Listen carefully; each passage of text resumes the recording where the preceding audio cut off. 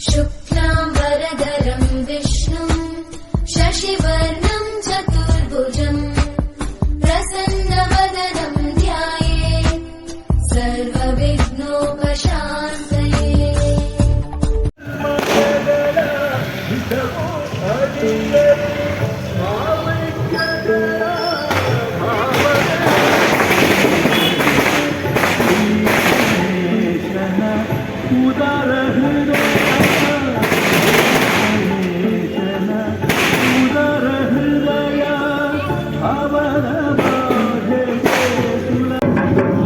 ಪಟ್ಟಾಭಿಷೇಕದ ಕುಟುಕುಗಳು ಕಿಷ್ಕಿಂಧದ ಬೀದಿಯಲ್ಲಿ ಪ್ರತಿಧ್ವನಿಸಿದವು.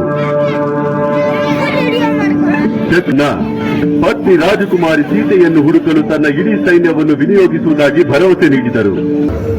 ಮಹಾರಾಜ, ಎದ್ದೇಳಿ ಮಹಾರಾಜ, ನಿಮ್ಮನ್ನು ಭೇಟಿಯಾಗಲು ಯಾರು ಬಂದಿದ್ದಾರೆ?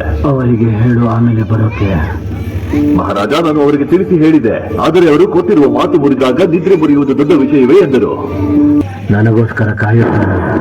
ರಾಜಪುತ್ರ ಲಕ್ಷ್ಮಣ, ಅವನು ಒಬ್ಬಟ್ಟಿಯಲ್ಲ, ಅವರ ಜೊತೆ ಕೋಪ ಮತ್ತು ದ್ವೇಷ ಇದೆ. ಎಚ್ಚರಿಕೆ ಸುಗ್ರೀವ್, ನನ್ನ ಪ್ರಶ್ನೆಗೆ ಉತ್ತರಿಸು, ಇಲ್ಲದಿದ್ದರೆ ನಿಮ್ಮ ರಾಜ್ಯವನ್ನು ನನ್ನ ಬಾಣಗಳಿಂದ ಸರಡಿ ಹಿಡಿಯುತ್ತೇನೆ.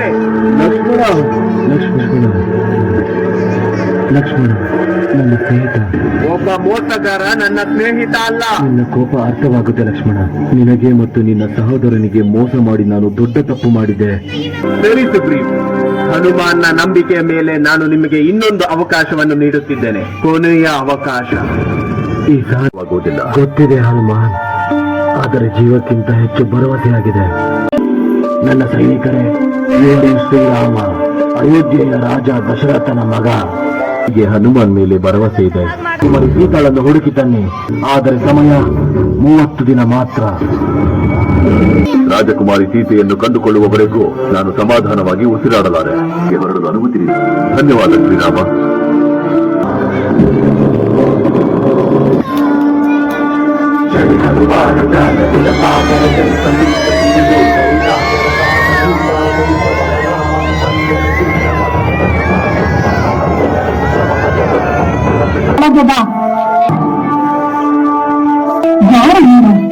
ಹನುಮಂತ, ನಿಮ್ಮ ಸೇವಕ ಎಂದಿಗೂ ಎಂದೆಂದಿಗೂ. ನಿಮ್ಮನ್ನು ಹುಡುಕಲು ನನ್ನನ್ನು ಕಳುಹಿಸಿದ್ದಾರೆ.